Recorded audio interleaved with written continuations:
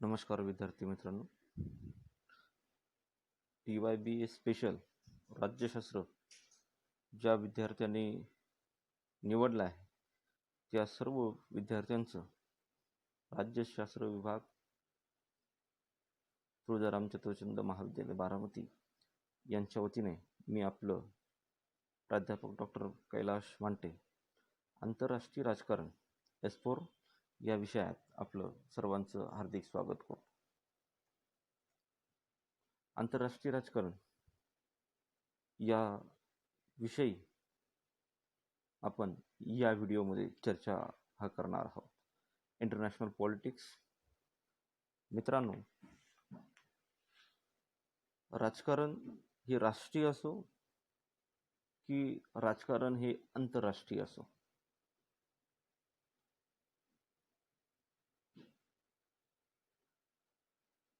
कोणत्याही व्यवस्थेमध्ये राजकारण हे होत असतं. राष्ट्रीय राजकारणाचे परीघ आणि राष्ट्रीय राजकारणाचा बिंदू हा सत्ता असते आणि ती सत्ता मिळवण्यासाठी तिथे चाललेला जो काही संघर्ष असतो तर त्याला राष्ट्रीय राजकारण असं म्हटलं जातं. त्याचप्रमाणे राष्ट्राच्या बाहेर सुद्धा किंवा जगामध्ये जे विभिन्न राष्ट्र असतात, एक राष्ट्र दुसऱ्या राष्ट्रावर मोठ्या प्रमाणात इथे मात करण्याचा प्रयत्न इथे करत असल्याचं आपल्याला दिसतं. जगाच्या राजकारणात किंवा जगातील राजकारणावर एक दृष्टिक्षेप टाकल्यास किंवा आंतरराष्ट्रीय राजकारणाचा अभ्यास केल्यास सहज आपल्या लक्षात येतं की एक राष्ट्र दुसऱ्या राष्ट्रावर मात करण्याचा प्रयत्न करत आहे आणि हेच आंतरराष्ट्रीय राजकारण या संकल्पनेत अभिप्रेत असल्याचं आपल्याला दिसतं. आज जगातील जवळपास 194 राष्ट्रांच्या राजकारणाचा आपण अभ्यास केला, अध्ययन केलं तर आपणास सहज असं आढळून येईल की एक राष्ट्र दुसऱ्या राष्ट्रावर मात करण्याचा प्रयत्न करत आहे किंवा त्याला शह देण्याचा प्रयत्न करत आहे किंवा त्याला कोंडीत पकडण्याचं काम ते करत असल्याचं आपल्याला दिसतं. त्याचं उदाहरण जर कधी घ्यायचं झालं तर अमेरिका आणि रशिया या परस्पर दोन महासत्ता आहेत. त्या दोन्ही महासत्ता आंतरराष्ट्रीय राजकारणात सक्रिय होत असताना एकमेकांवर इथे मात करण्याचा प्रयत्न करत असल्याचं आपल्याला दिसतं. अशाच प्रकारे प्रत्येक राष्ट्र दुसऱ्या राष्ट्रावर मात करण्याचा प्रयत्न इथे करत असल्याचं आपल्याला दिसतं आणि हेच आंतरराष्ट्रीय राजकारण या संकल्पनेत ते अभिप्रेत असल्याचं आपल्याला दिसून येतं. याचबरोबर प्रत्येक राष्ट्र किंवा एक राष्ट्र हे दुसऱ्या राष्ट्रापेक्षा श्रेष्ठ कसे आहे, शक्तिशाली कसे आहे किंवा वरचढ कसे आहे हे सिद्ध करण्याचा प्रयत्न इथे प्रत्येक राष्ट्र किंवा एक राष्ट्र युक्त करत असल्याचं आपल्याला दिसून येतं. सपोज आपण भारत या राष्ट्राचा जर उदाहरण घेतलं तर भारत हे इतर राष्ट्रांपेक्षा कसं शक्तिशाली आहे, कसं श्रेष्ठ आहे आणि कसं ते वरचढ आहे हे सिद्ध करण्याचा प्रयत्न हा भारताचा कायमस्वरूपी आंतरराष्ट्रीय राजकारणामध्ये तो दिसून येत असल्याचं आपल्याला दिसून येतं. अशा प्रकारे प्रत्येक राष्ट्र इथे वरचढ पणा तो दाखवण्याचं काम तिथे करतो. ज्याप्रमाणे व्यक्ती हा दुसऱ्या व्यक्तींपेक्षा कसा श्रेष्ठ आहे हे दाखवण्याचं काम तो समाजामध्ये करत असतो, त्याचप्रमाणे राष्ट्रसुद्धा आंतरराष्ट्रीय राजकारणात वावरत असताना एक राष्ट्र हे दुसऱ्या राष्ट्रापेक्षा कसं श्रेष्ठ आहे, कसं ते शक्तिशाली आहे, कसं ते वरचढ आहे हे सिद्ध करण्याचा प्रयत्न त्याच्या धडपडीतून, त्याच्या प्रयत्नातून, त्याच्या प्रगतीतून आणि वेगवेगळ्या माध्यमातून ते दाखवण्याचा प्रयत्न इथे करत असल्याचं आपल्याला दिसतं. आता श्रेष्ठत्व सिद्ध करण्यासाठी विभिन्न मार्गांचा अवलंब इथे राष्ट्र करत असल्याचं आपल्याला दिसतं. यासाठी युद्धाचा वापर हा मोठ्या प्रमाणात केला जात असल्याचं आपल्याला दिसतं. एक राष्ट्र दुसऱ्या राष्ट्रावर पेक्षा कसं वरचढ आहे हे सिद्ध करण्यासाठी ते राष्ट्र दुसऱ्या राष्ट्रावर तिथे युद्धाचा मार्ग अवलंबत असल्याचं आपल्याला दिसतं. आणि त्या युद्धाच्या मार्गातून युद्धात त्या राष्ट्राचा विजय झाला तर त्या राष्ट्राचं श्रेष्ठत्व हे आंतरराष्ट्रीय राजकारणामध्ये सिद्ध होत असल्याचं आपल्याला दिसून येतं. परंतु आंतरराष्ट्रीय राजकारणामध्ये हा श्रेष्ठत्व सिद्ध करण्याचा जो काही मार्ग आहे तर तो प्रत्येक वेळेस यशस्वीच होईल याची शाश्वती असू शकत नाही. म्हणजे युद्धामध्ये तुम्हाला प्रत्येक राष्ट्राला विजयच मिळेल याची त्याला खात्री किंवा भरवसा ह्या असू शकत नाही. आणि म्हणूनच आंतरराष्ट्रीय राजकारणामध्ये श्रेष्ठत्व सिद्ध करण्याचा हा मार्ग म्हणजे युद्धाचा मार्ग हा खात्रीलायक मार्ग मानला जात नाही. हा मार्ग घातक मार्ग हा इथे मानला जात असल्याचं आपण दिसतं. आणि म्हणून राष्ट्र युद्धाऐवजी सुद्धा किंवा युद्धा व्यतिरिक्त सुद्धा आंतरराष्ट्रीय राजकारणामध्ये इथे श्रेष्ठत्व सिद्ध करण्यासाठी वेगवेगळ्या मार्गांचा अवलंब करत असल्याचं आपल्याला दिसून येतं. त्यामध्ये जर उदाहरण जर कधी घेतलं तर युद्धानेच श्रेष्ठत्व हे सिद्ध होतं याला आज ही संकल्पना मोडीत निघाली असल्याचं आपल्याला दिसतं. या व्यतिरिक्त सुद्धा आंतरराष्ट्रीय राजकारणामध्ये अनेक घडामोडी घडत असतात की त्या मार्गातून सुद्धा त्या राष्ट्राचं श्रेष्ठत्व हे प्रकट होत असल्याचं आपल्याला दिसतं. एक उदाहरण घेऊया. भारत आणि पाकिस्तान किंवा भारत आणि चीन या राष्ट्रामध्ये नेहमीच आपणास विविध कारणांमुळे, विविध प्रश्नांमुळे, विविध समस्यांमुळे संघर्ष हा चाललेला दिसून येतो. आणि मग तो भारत असेल किंवा पाकिस्तान असेल एकमेकांवर विरुद्ध इथे श्रेष्ठत्व सिद्ध करण्यासाठी विविध मार्गांचा तंत्रांचा अवलंब हा करत असल्याचं आपल्याला दिसून येतं. आणि याच्यातूनच काही प्रश्न किंवा काही मार्ग इथे त्याचा अवलंब केला जात असल्याचं आपल्याला दिसतं. उदाहरणार्थ एखाद्या वादाच्या प्रश्नामध्ये शत्रूला एकटे पाडणे. जो काही आपला शत्रू राष्ट्र असेल एखादा वादाचा जो काही प्रश्न असेल तर त्या प्रश्नाच्या संदर्भात त्या राष्ट्राला आंतरराष्ट्रीय राजकारणामध्ये एकटं पाडणं हा सुद्धा मार्ग इथे श्रेष्ठत्व सिद्ध करण्यासाठी अवलंबला जात असल्याचं आपल्याला दिसतं. आणि अनेक राष्ट्रांनी आंतरराष्ट्रीय राजकारणामध्ये या मार्गांचा अवलंब करून आपलं श्रेष्ठत्व सिद्ध करण्याचं कार्य इथे केलं असल्याचं आपल्याला दिसून येतं. उदाहरणार्थ भारत आणि पाकिस्तान या दोन राष्ट्रांमध्ये वादाचा प्रश्न हा नेहमीच काश्मीर हा राहिलेला असल्याचं आपल्याला दिसतं. आणि यामुळे कधी भारत असेल कधी पाकिस्तान असेल तर या प्रश्नाला समोर घेऊन इथे आंतरराष्ट्रीय राजकारणामध्ये भारताला किंवा पाकिस्तानला इथे एकटं पाडण्याचा प्रयत्न भारताकडून पाकिस्तानला एकटं पाडण्याचा प्रयत्न आणि पाकिस्तानकडून भारताला एकटं पाडण्याचा प्रयत्न इथे झाला असल्याचं आपल्याला दिसतं. त्याचबरोबर आपल्या समर्थनार्थ इतर राष्ट्रांचे मन वळवण्याचं काम सुद्धा इथे केलं जात असल्याचं आपल्याला दिसून येतं. आपल्या सर्वांना माहीत आहे की आंतरराष्ट्रीय अणुऊर्जा आयोगाचं सदस्यत्व भारताला मिळावं किंवा आंतरराष्ट्रीय राजकारणामध्ये संयुक्त राष्ट्राच्या सुरक्षा परिषदेचं सिक्युरिटी काउन्सिलचं कायम सदस्यत्व भारताला मिळावं यासाठी भारताने आंतरराष्ट्रीय स्तरावर एक मोहीम उघडली असल्याचं आपल्याला दिसतं. आणि एकेका राष्ट्राचा पाठिंबा हा भारताला मिळत असल्याचं आपल्याला दिसून येतं. म्हणजे आपला जो प्रश्न आहे आपले जे काही आपण जे काही मुद्दा आंतरराष्ट्रीय राजकारणामध्ये मांडतो आहोत तर त्याच्या समर्थनार्थ इतर राष्ट्रांचं मन वळवणं याच्यातून सुद्धा राष्ट्राचं श्रेष्ठत्व इथे नेहमीच त्याचा अवलंब किंवा ते व्यक्त होत असल्याचं आपल्याला दिसून येतं.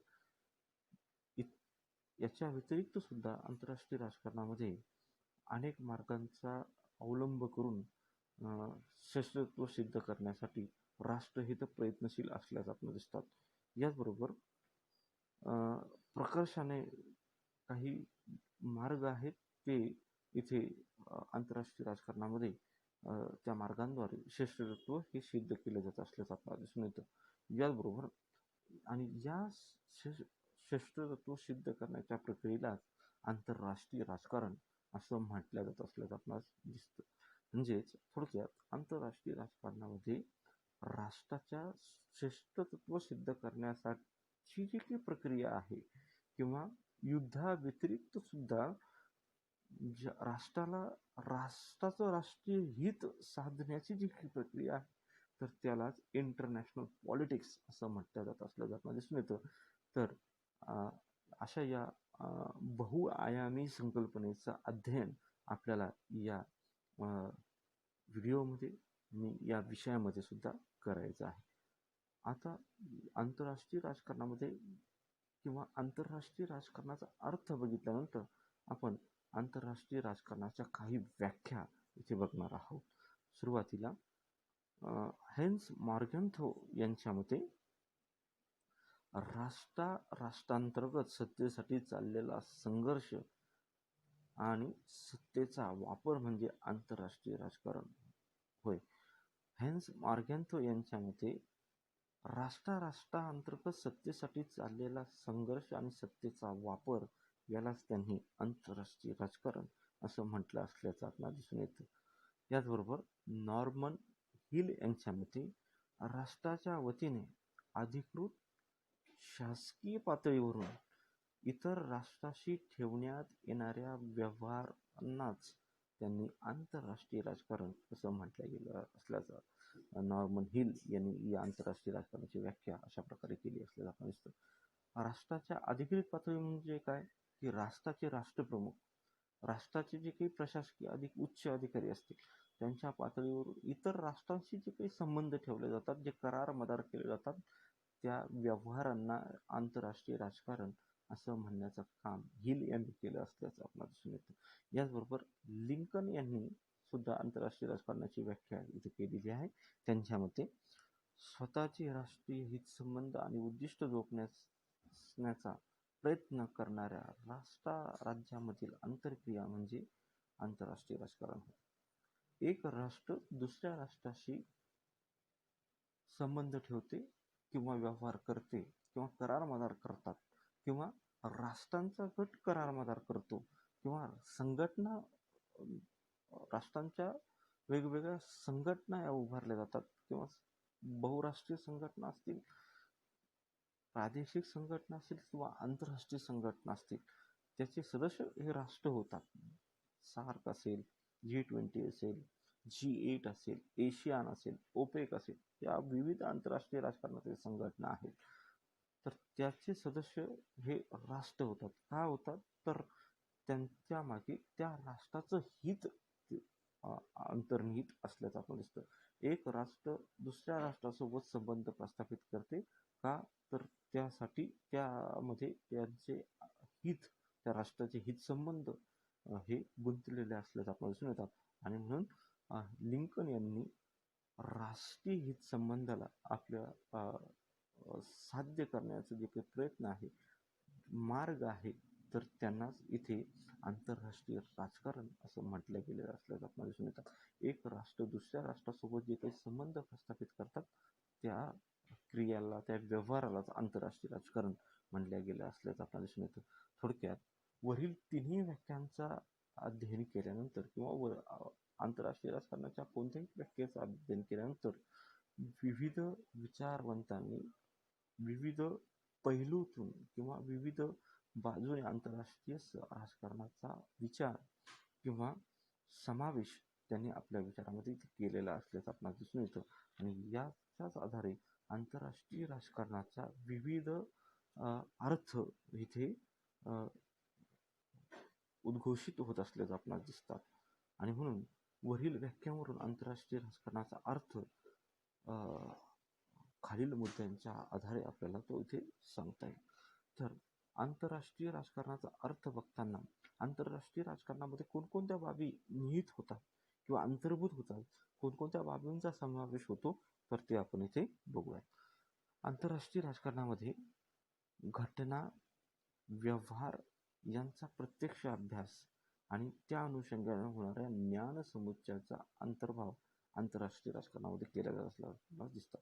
आंतरराष्ट्रीय राजकारणामध्ये एक राष्ट्र किंवा घटना किंवा एक राष्ट्र दुसऱ्या राष्ट्राशी इथे व्यवहार हे करत असते. जसं की आपण जसं एक उदाहरण घेतलं, भारताला हवाई सुरक्षिततेसाठी किंवा एअरफोर्सला सशक्त करण्यासाठी आपल्याला राफेल या विमानाची गरज होती आणि म्हणून भारताने फ्रान्स या देशासोबत राफेल विमान खरेदीचा करार केला आणि याच्यातून भारताने राफेल हे विमान इथे मिळवलं असल्याचं आपल्याला दिसतं. आणि मग हा जो काही करार भारत आणि फ्रान्स या राष्ट्रामध्ये घडला, तर त्याचा अभ्यास, त्याचा राफेल घेतल्यानंतर त्याचा झालेला परिणाम याचा सुद्धा अध्ययन इथे आंतरराष्ट्रीय राजकारणामध्ये जे केलं जात असल्याचं आपल्याला दिसतं.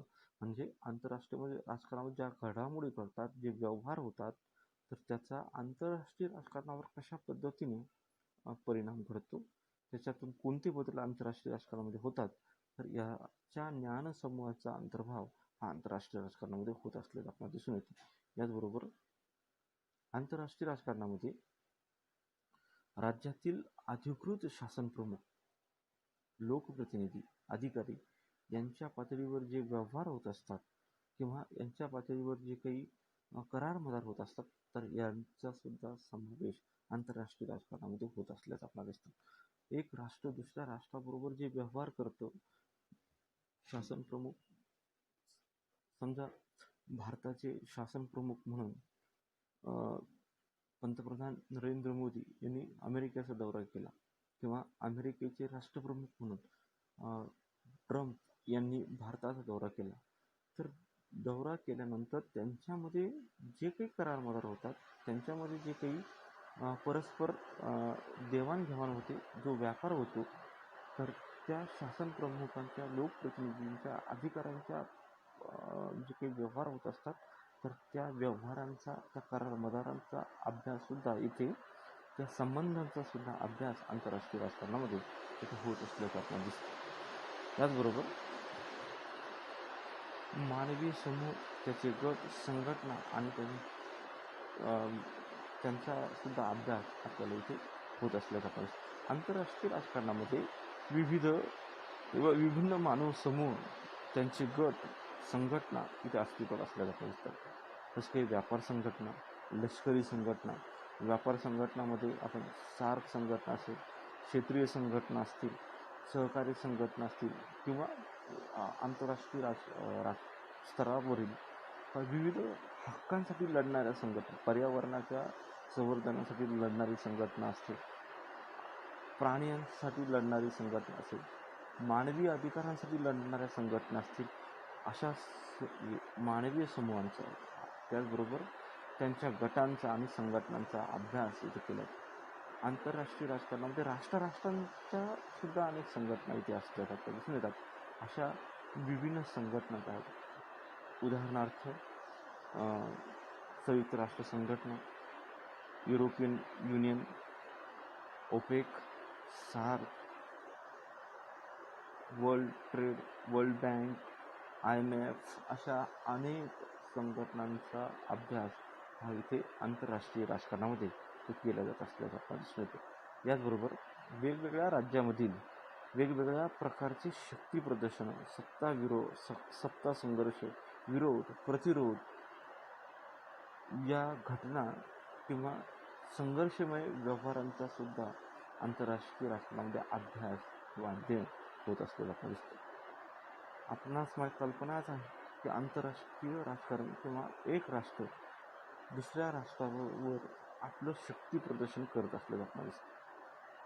आपल्याकडे युद्ध संपन्नता, आर्थिक संपन्नता, याचबरोबर इतर जे काही संपन्नता असतील किंवा वैभव असेल, तर त्याचं प्रदर्शन इथे केलं जात असल्याचं आपल्याला दिसून येतं आणि त्याचा सुद्धा अध्ययन आंतरराष्ट्रीय राजकारणामध्ये केला जात असल्याचं आपल्याला दिसतं. त्याचबरोबर सत्ता संघर्ष, जसा राष्ट्रीय राजकारणामध्ये राष्ट्राच्या अंतर्गत सत्ता मिळवण्यासाठी पक्षामध्ये जो काही सत्ता संघर्ष चाललेला असतो, त्याचप्रमाणे आंतरराष्ट्रीय राजकारणामध्ये सुद्धा आंतरराष्ट्रीय राजकारणातील सत्ता मिळवण्यासाठी सत्ता संघर्ष चाललेला असतो आपल्याला दिसतो आणि याचं सुद्धा अध्ययन इथे आंतरराष्ट्रीय राजकारणात किंवा इंटरनॅशनल पॉलिटिक्समध्ये केलं जात असल्याचं आपल्याला विरोध प्रतिरोध या संकल्पनांचा सुद्धा अभ्यास आंतरराष्ट्रीय राजकारणामध्ये इथे केला जात असल्याचं आपणास दिसतं. याचबरोबर संघर्षाबरोबर सहकार्य, समृद्धी वाढवणाऱ्या व्यवहारांना प्रोत्साहित करण्याचा प्रयत्न हा आंतरराष्ट्रीय राजकारणाच्या माध्यमातून केला जात असल्याचं आपल्याला दिसतं. त्याचबरोबर मैत्रीपूर्ण संबंधांचा अध्ययन सुद्धा आंतरराष्ट्रीय राजकारणामध्ये इथे केलं जात असल्याचं आपल्याला दिसतं. आंतरराष्ट्रीय राजकारणात किंवा इंटरनॅशनल पॉलिटिक्समध्ये फक्त संघर्षाचा अभ्यास केला जातो का, तर नाही.